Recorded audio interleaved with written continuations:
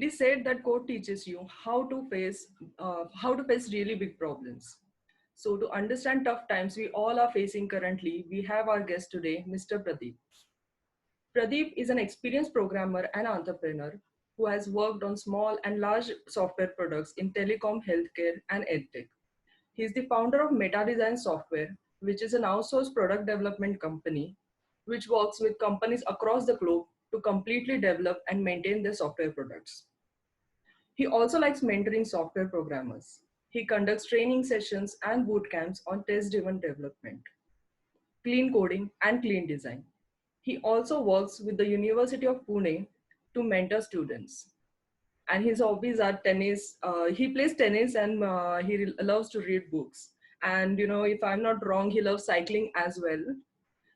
So welcome to the series, Pradeep. Yeah, hi Tejas, thank you so much for having me here.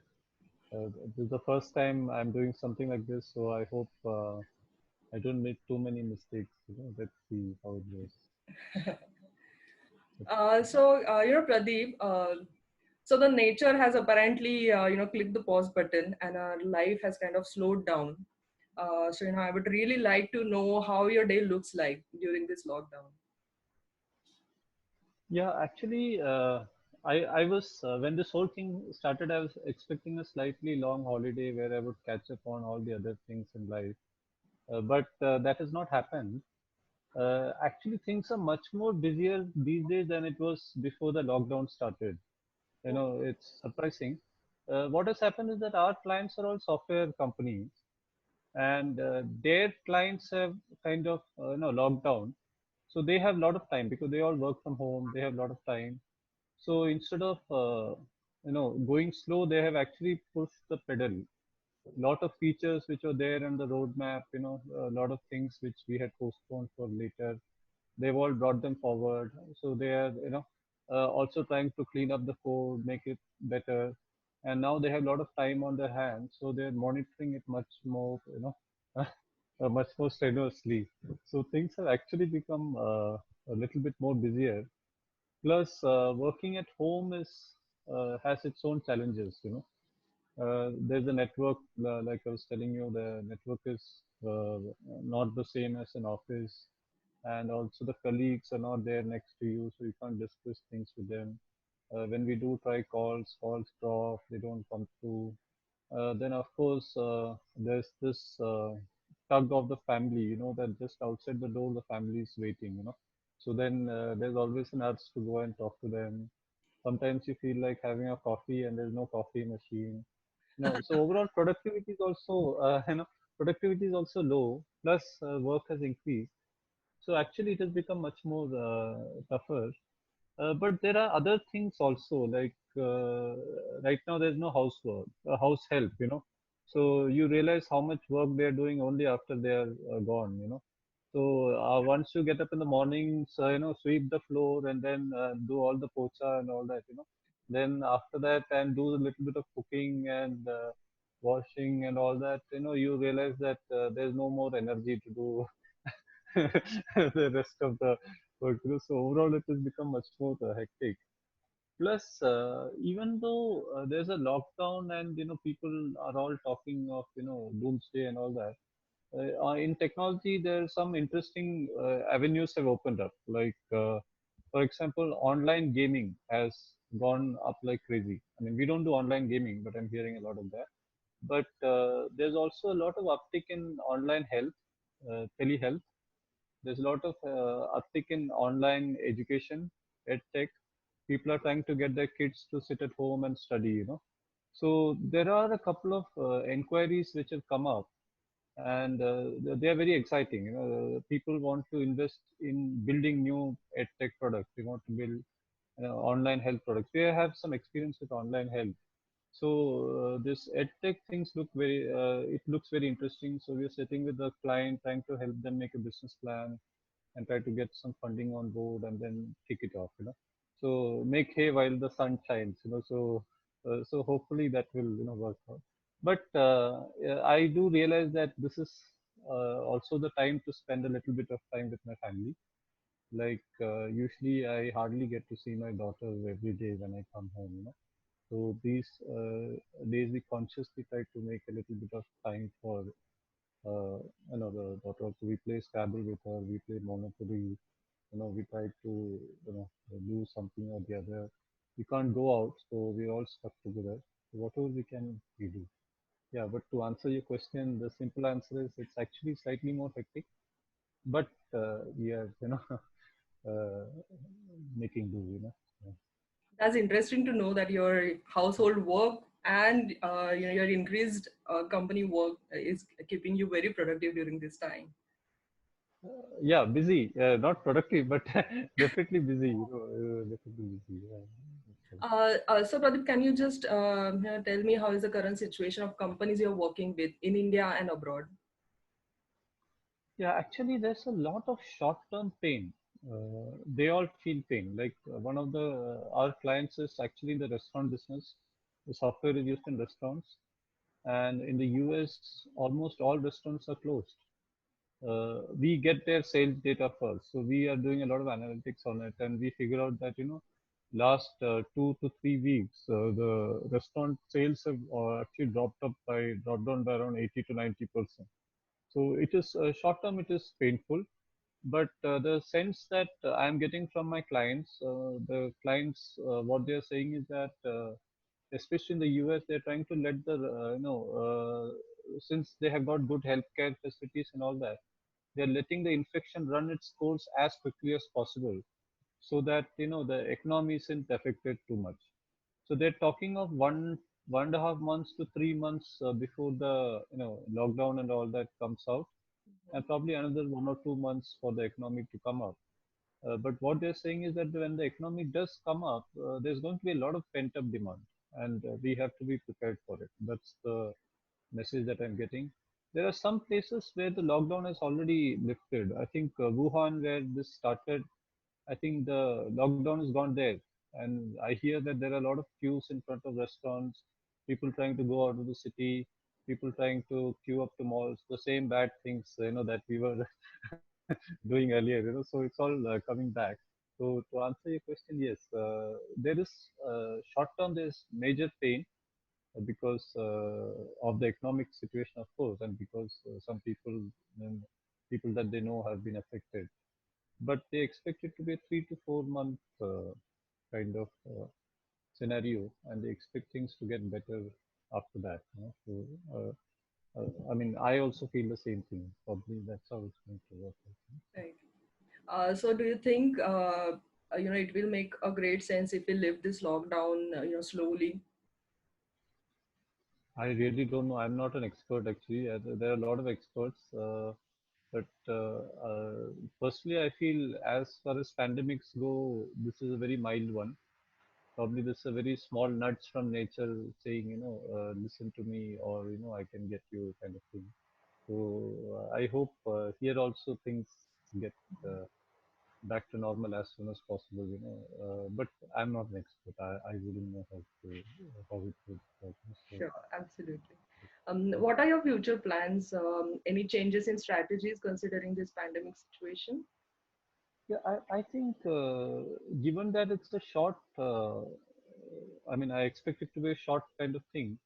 I mean, I have see, we are an MSME, like a very small, SME, and there are a lot of other similar companies that I know of, and we all keep speaking to each other.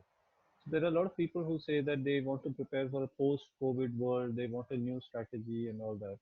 Whereas I don't really think it is going to make that much of a change. I think tactically, yes, we have to make things tactically in the sense that first of all we have to stay alive. If you're not alive in after 3 months, then there's no point in making a strategy. So tactically, yes, there has to be, we have to make changes. Probably then tactically there has to be some opportunities there. Like company I know, they import things from different parts of the world. I mean, that's their main business. I Mhm. mean, which is the opposite of ours. We export software, they import things. So they feel that, okay, this is a very good opportunity to import masks, to import ventilators, to import testing kits. So in that sense, tactically, you need to make changes. But strategically, I don't know. Probably there might be new, areas of technology, like I spoke, which are coming up. There might be a little bit of change in the way people, uh, in people's preferences or the way they behave. Probably some new markets will come up. But like for example, they say that a lot of production will move closer to where consumption happens. Probably things will move out of China to India. Probably things will move out of China back to the US. Probably a lot of more automation of factories will happen. Things like that. There might be some trends which might happen because of this. But overall, I don't see too much of a change happening. But tactically, we have to make changes. Strategically, probably not so much. And of course, there was that very interesting webinar yesterday, I think, where somebody said that this is a good time to buy stocks. Uh, yeah, which could be true. If this is going to lift in 2 or 3 months, this could be a nice time to buy some stocks if you have some, spare money. In that sense, yes, I think there's some things you can do, but not strategically. Absolutely. So, and it's a good insight to know that you think that this situation is going to be a very short term, and there is light at the end of the tunnel, as we say, because uh, the reason why we started this series is we noticed that there is a lot of panic situation amongst all the businesses in India as well as in abroad. So we would really like to know, would like to give some tips for businesses to handle the current situation. Yeah, actually, I'm not a business guru, so definitely I wouldn't be the right person You have the to give a experience. tip. Yeah, I would be the right person to give a tip, and probably if somebody follows it, they will suffer. But from my experience, what I feel, I can just convey what I think and what I do.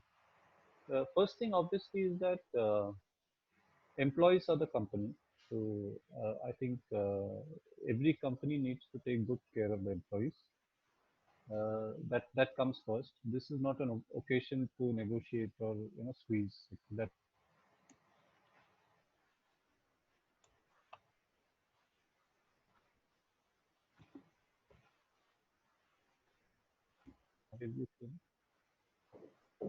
Tejas, can you hear me? I lost you for a few Yeah. seconds. Is it okay now? Yes. Can you hear? Yeah. So as I was saying, employees are the company. So we need to ensure that the employees are taken care of. This is not an occasion to squeeze or to negotiate, which I see a lot of big companies doing. So this is definitely not the case. Similarly, employees also should understand that companies, especially small companies, have their own what do you call compulsions. So they also need to help as much as possible.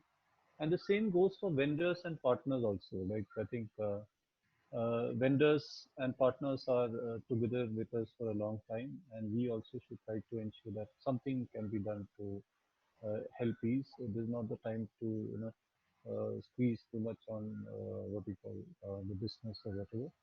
And partners also should come back. Like in your case, I really appreciate your conducting the series of webinars. This or something over and above what co-working school does. This gives us not only an option to come and talk to other people, but also listen to other people and coordinate and collaborate and all that. So that's a great thing, and that I think talking among people, collaborating is definitely there. And lastly, I think we are small startups. We are MSMEs, as we say. And to be frank, there is nobody's going to come and help us other than ourselves. So we need to talk to each other. We need MSMEs need to talk to each other, collaborate, see how they can help each other out. If somebody has got some leads, they should try to send it out. If there is some work, you should try to give it out to other people. Like in our case, we have some UI work, we have some QA work to be done. So if anybody is interested, they can get in touch.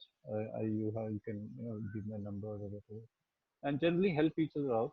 And then let's see. Hopefully, it's a short-term thing, and we can get out of it soon.